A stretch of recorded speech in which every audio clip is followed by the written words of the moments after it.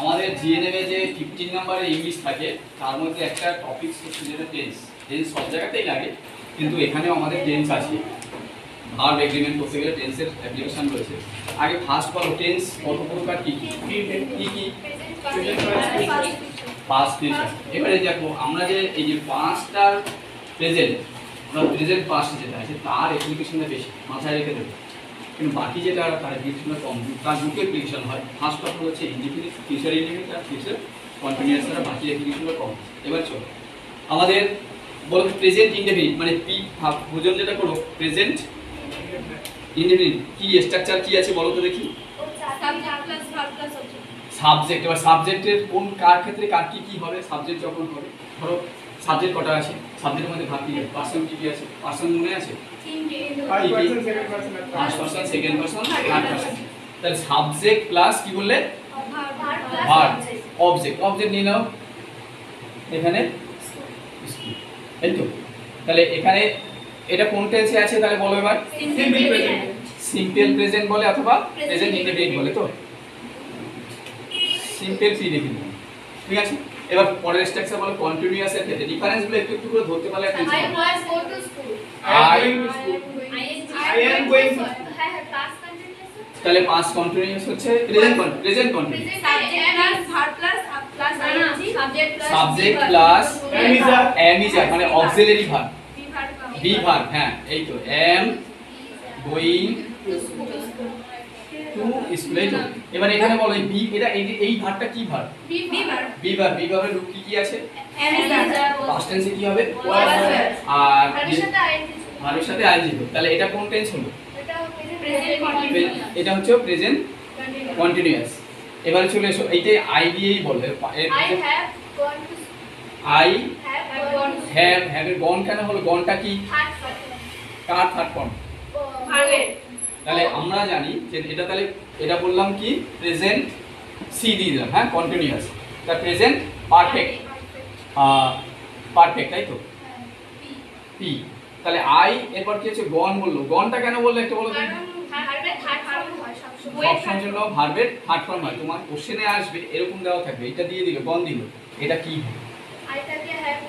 এখানে। তাহলে আমি দেখবো এবারে সেন্টেন্সের স্ট্রাকচার এখানে হ্যাডও তো হয়, হয়তো।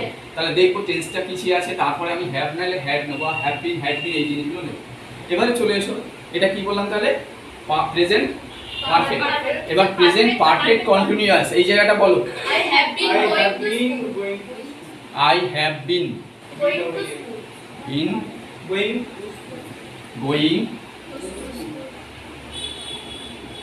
school।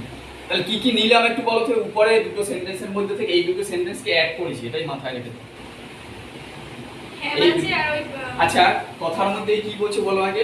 প্রেজেন্ট পারফেক্ট কন্টিনিউয়াস এই কথাটা বলছো তো। তাহলে ফার্স্ট চলে এসো প্রেজেন্ট পারফেক্ট মানে কি হবে? হ্যাঁ হবে। কন্টিনিউয়াস এর গোয়িং হয়েছে আর কি যুগে দিয়েছে কি দিয়ে? বিন দিয়ে। তাই জন্যই এটা পারফেক্ট কন্টিনিউয়াস বুঝে গেছে? বুঝতে পেরেছিস? জাস্ট যুগে দিয়েছি। তাহলে পারফেক্ট কন্টিনিউয়াস যখন তখন বিন হয়। বলা হয় মনে রাখবে যে পারফেক্ট কন্টিনিউয়াস বিন। সিমিলারলি যদি আমি এবারে পাস্টে যাই, পাস্টের স্ট্রাকচারও আমি বলবো। সেখানে পাস্টের স্ট্রাকচারটা নিয়ে যেতে চাই, তাহলে কি কি হবে বলো তো কিছু করে। আচ্ছা ডু থাকলে বলছে ডু একটা ভার্ব নিয়েছে, তাহলে ভার্ব কি আছে? এরা, এই তো গো তো। আর গো নিয়ে করেছি। এবারে গো নিয়ে যদি করি না করি অন্য যদি বলছে ডু দিয়ে করি, তাহলে ডু এর পাস্ট টেন্স কি হবে? Do did done. এবারে এখানে আরেকটা জিনিস পরে শেখাবো তোমাদের। ভার্ব আবার রেগুলার ভার্ব হয় আর একটা ইররেগুলার ভার্ব হয়, জানো তো? কাট কাট কাট, তাই তো। তাহলে এটা হচ্ছে ইররেগুলার। রেগুলার হচ্ছে কি যখনই করতে যাবো তখন চেঞ্জ হয়ে যাবে, ঠিক ইডি যুক্ত হবে অথবা এই যেমন ডু ডিড ডান এরকম হচ্ছে, এরকম চেঞ্জ হবে। তাহলে সেই রেগুলার ভার্ব আর ইররেগুলার ভার্ব। তাহলে এখানে যখন এখানে ডু দিয়ে করলে তাহলে সুবিধা যদি হয়, এখানে বলছে ডিড, তাই তো আই ডিড। পরেরটা কি হবে? এইখান থেকে বলো। আই ওয়াজ ওয়াজ গো বলবো না, যদি ও ডু ভার্ব দিয়েছে। আই ওয়াজ ডু এর থার্ড ফর্ম কি হবে? না আইএনজি যুক্ত হবে, doing. Doing go to school, আমি গতকাল স্কুলে, এবার যদি ইস্টারডে লাগিয়ে দিই তাহলে হয়ে গেল। ধরো গোয়িং টু স্কুল ইয়েস্টারডে, এখানে একটা ইয়েস্টারডে লাগিয়ে দাও, বুঝতে পারলে? স্কুল হবে না, গোয়িং টু হ্যাঁ স্কুল। স্যার। আচ্ছা ডুইং, আচ্ছা গো বলেছিলাম না, আচ্ছা ডুইং, তাহলে স্কুল না বলে Doing টা কি একটা অন্য- হ্যাঁ হ্যাঁ এখানে তো ডু, তাহলে এখানে ডু করা যাবে না। হ্যাঁ তাহলে গো হয়, গো করতে হবে, ঠিক। তাহলে তাহলে আগেরটা মানে যদি ডিড অনুযায়ী তাহলে হয়, ডিডি অনুযায়ী তাহলে এখানে কত? ওয়েন্ট হবে, গোয়িং টু স্কুল। হয়েছে? এবার তাহলে ওয়েন্ট দিয়ে করলাম, এটা গো দিয়ে। ক্লিয়ার হচ্ছে কি রে Suriya? Sir, last line- lifetime বুঝতে পারোনি, দেখতে স্যার, পারো? দেখতে পাচ্ছি না, direct বলছে, বলছি। তুই একটা থেকে চেঞ্জ কর, এটা পাস্ট ফর্ম কি আছে, এম এর পাস্ট ফর্ম হচ্ছে ওয়াজ, ঠিক আছে? যখন ভার্বটা কি হবে ফার্স্ট পারসন হবে, তাই তো? তাহলে ওয়াজ বসাবো, তাহলে আই এর পরে কি বসি? ওয়াজ, দেখতে পাচ্ছিস এবার? আই ওয়াজ, এখানে গোয়িং আছে, গোয়িংই হবে। যখন এই অক্সিলারি ভার্ব বসাবো তারপরে Continuous কন্টিনিউয়াসে সবসময়ের জন্য ভার্বের শেষে আইএনজি যুক্ত হবে। ক্লিয়ার হয়েছে?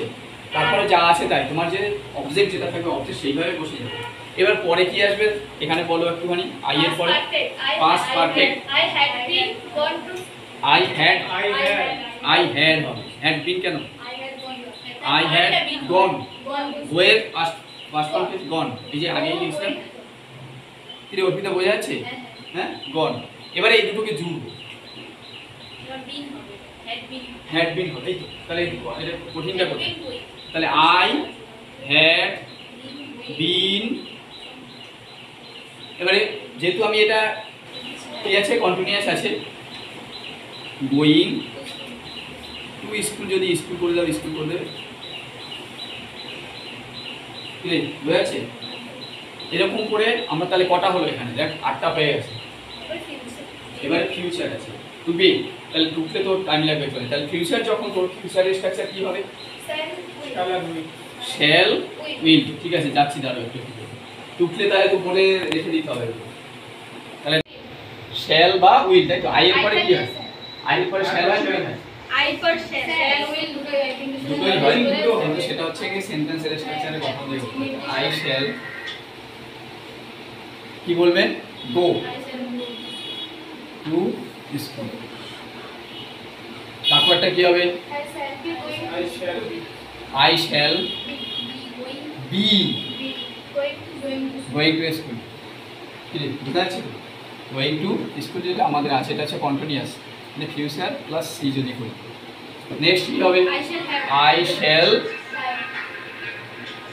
কি হবে? have I shall have. gone to তাহলে হ্যাভটা কখন আসছে বোঝা যাচ্ছে তো? যে পারফেক্ট যখন আসবে তখন আসবে, পারফেক্ট গেছে হ্যাভ। তাহলে এখানে কি হবে? গো হবে না going? Gone to school, gone to school দিয়ে নিয়ে। এবারে পরেরটা বলো, I shall have been I shall have been. তাহলে এক্সট্রাচারের মধ্যে কোনো পার্থক্য নেই খুব একটা, জাস্ট ওই যে তোমার শ্যাল হ্যাভ বা উইল আছে, বিভাগগুলো চেঞ্জ হয়, বিভাগগুলো চেঞ্জ হয়। হ্যাভ, গোয়িং টু স্কুল, এই হচ্ছে তোমার আমাদের যে 12 টেন্স যেটাকে বলি সেটা। এবার এইখানে কিছু কিছু ব্যবহার আমরা সেটা কিন্তু আস্তে আস্তে করে চেঞ্জ হয়। যেমন সাবজেক্ট, সাবজেক্ট অনুযায়ী চেঞ্জ হবে। যদি এখানে আই না হয় অন্য কিছু হতো, মুছে দিলাম সাবজেক্টগুলো। যদি এখানটায় উই হতো তাহলে কি হবে?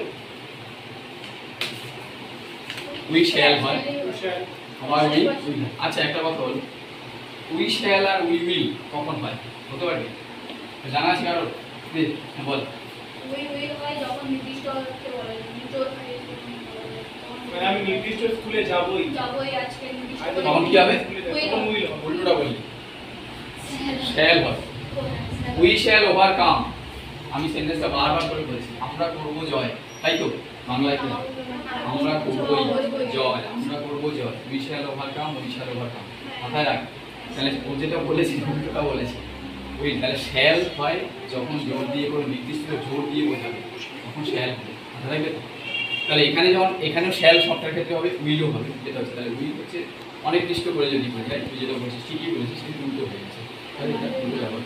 এবারে এই পার্সনটা যদি চেঞ্জ হয়ে যায়, সেকেন্ড পার্সন পর্যন্ত ঠিক আছে, যে থার্ড পার্সন হয়ে যে হি হতো তখন কি হবে? will এর পরে অলওয়েজ কি হবে? উইল হবে। তেমনি ওখানটায় যেরকম আমরা কন্টিনিউয়াস করেছিলাম, মানে তোমার কি বলে পাস্ট, তারপর হচ্ছে তোমার প্রেজেন্টও যখন করেছিলাম তখন সেখানটায় কিন্তু বি ভাগটা চেঞ্জ হয়ে যায়, কিন্তু personal first person second person. First person যারা আছে আই আর কি হয় উই, আর সেকেন্ড পার্সন ইউ, তাই তো ইউ। এবার বাকি সব থার্ড পার্সন, রাম শ্যাম যদু মধু যা হবে তার সাথে যদি তুমি হি সি যা লাগে দোষ যাই লাগবে সেটা হচ্ছে সে, আর সেই অনুযায়ী তোমার সেখানে টেন্সটা চেঞ্জ হয়ে যাবে, উই হয়ে যাবে। এবার হ্যাঁ আই আর উইলের এখানেও উইল হবে শ্যালো হবে, কিন্তু আই এর পরেও আইও হয়, আই শ্যালো হয়, আই উইলও হয়, বুঝে নাও ব্যতিক্রম। কিন্তু পার্সন ফার্স্ট পার্সন যদি এম ইজ আর বলতাম তাহলে কি হতো? এর ক্ষেত্রে কি হবে অলওয়েজ বলো তো দেখি? এম। এর ক্ষেত্রে আমরা বলছি ফার্স্ট মানে উইয়ের ক্ষেত্রে তাহলে কি নাম্বার আছে? প্লুরাল আছে, তো প্লুরাল হলে তখন হচ্ছে আর হয়ে যাবে। এই জন্য তো বলি বি ভার্বের রূপ তিনটে, কি এম ইজ আর। ইজ কখনো আবার third person Ram is, Ratan is, is, তাহলে এখানটায় তাহলে ইউ ক্ষেত্রে তখন কি হবে? আর হয়ে যাবে। ইউ ইউ বলেছি, ইউ আর ওকে। এবারে এখানে দেখো ইউ ইউর, ইউ যখন বলছি তখন এবারে আর হয়ে গেছে ইউরো, তাই তো। আবার যখন এইগুলো চেঞ্জ হয়ে যাবে তখন হচ্ছে যে তখন ভাগগুলো চেঞ্জ। তোমাকে তিনটে ভাগ মনে, বি ভার্বের রূপ, be verb am is are, past টেন্সে গেলে কি হবে? ওয়াজ হয়ে, তারপর হচ্ছে গিয়ে তারপরে প্রেজেন্টে যদি আবার থার্ডে যাই তখন হচ্ছে হ্যাভ হবে, আর ওখানে হচ্ছে গিয়ে হ্যাড হবে, আর এখানে শ্যাল বা উইল মনে থাকবে তো। এবারে তার সাথে তো এই যে একটু করে জুড়ছে, যেমন এখানে তো আগে এখানে একটা অক্সিলারি বা বি হ্যাভ লাগিয়েছে, হ্যাভের পরে তো বি বসাইনি, বসিয়েছি কি, কিন্তু শ্যালের ক্ষেত্রে ফিউচারের ক্ষেত্রে ব্যতিক্রম। তাহলে শ্যালের পরে কি হয়? হ্যাভ কখন কন্টিনিউয়াস হয়,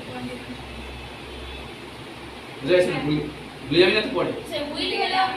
হ্যাঁ উইল বি হবে, মানে এটা দেখো এই স্ট্রাকচারে কোনো চেঞ্জ হয় তোমার পার্সন থেকে ফিউচারে সব সময় হি উইল, হ্যাঁ যখন ফিউচারে সব সময় যখন কন্টিনিউয়াস হবে তখন বি হবে, মনে থাকবে তো।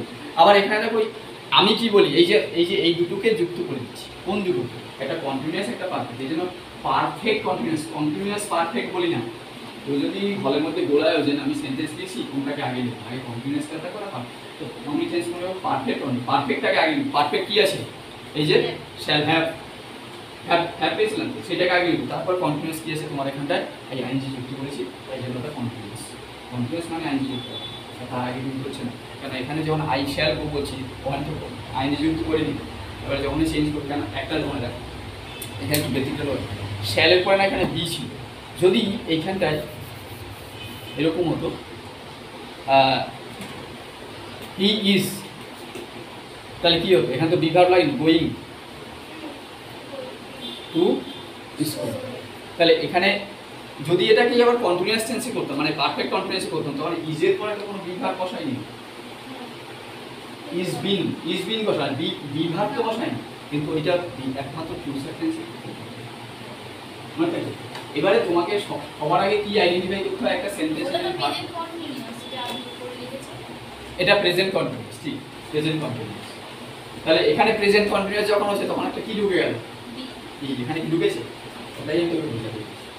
সবার আগে আমরা আইডেন্টিফাই করবো যখন ভার্বের তোমার গ্রুপে ভার্বের যখন এই যে অক্সিলারি ভার্ব বসাবো তাহলে কি আইডেন্টিফাই করবো সবার আগে? ভার্ব না সাবজেক্ট? সাবজেক্ট না হলে কি আমি যে রাখি কি করব? সাবজেক্ট দেখে তো ভার্ব বসাবো তো। সাবজেক্ট এবার পরে দেখবো আমার দেখো এখানে এরকম আছে, ফিল ইন দ্য ব্ল্যাঙ্কস দিয়েছে, গোয়িং আছে, তাহলে তুই আগে কি দেখবি? এটা দেখবি তো, সাবজেক্ট দেখবি। সাবজেক্টে কি মাথায় স্ট্রাইক করলো তো? ইজ বা ওয়াজ। এবারে দেখবো যদি ইয়েস্টার, হ্যাঁ এই জন্য বলছি আগে তোকে সাবজেক্ট তুই আগে মাথায় স্ট্রাইক করলে ইজ অর ওয়াজ। এবারে দেখবো এখানে অবজেক্টে আর কি আছে? গোয়িং আছে, তুই দেখে নে। তাহলে গোয়িং তো প্রতি কন্টিনিউয়াস থাকবে। এবারে তাহলে ইয়েস্টারডে আছে না টুডে আছে, তখন তুই তো সেই অনুযায়ী বলবি। তাহলে যদি টুডে থাকে তখন কি বলবো? ইজ। আর যখন ইয়েস্টারডে করে দিলাম তখন কি হবে? ওয়াজ। এবারে একটা কথা বল, যদি টুমরো হয়, টুমরো হলে হ্যাঁ তাহলে উইল কি হবে? Will be. তাহলে তুই কি ফলো করলি? আগে বলছি তুই আগে সাবজেক্টটাকে দেখবি। এটাই তোকে আগে বুঝতে হবে। এবারে এখানে আমাদের টেন্সের মধ্যে থাকে ধরো school the our school headmaster and assistant headmaster, তাহলে এখানে কজনকে বোঝাচ্ছে? তো অর দিয়ে যদি থাকে, আবার একই পার্সন যদি হয়, অর যদি বলি একজনকে বোঝাচ্ছে, তখন তোকে কোনটা এই ধরনের কোশ্চেন তো এখানে আছে, এটা প্র্যাকটিস করতে হবে। কজনকে বোঝাচ্ছে? দা বয়, আবার লিখলাম রাম দিলাম না তার, আবার অর দিয়ে বললাম শি হি, মানে একই পার্সনকে আমি তৃতীয়ভাবে বলে গিয়ে কিন্তু সেটার সঙ্গে তখন সেখানে ভাবটাকে বসাতে হবে, অক্সিলারি ভাবটা এইখানে। আচ্ছা এখানে সেন্টেন্স আছে, মনে বলে তো সিম্পল হবে প্রেজেন্ট। যখন I go to school, I will go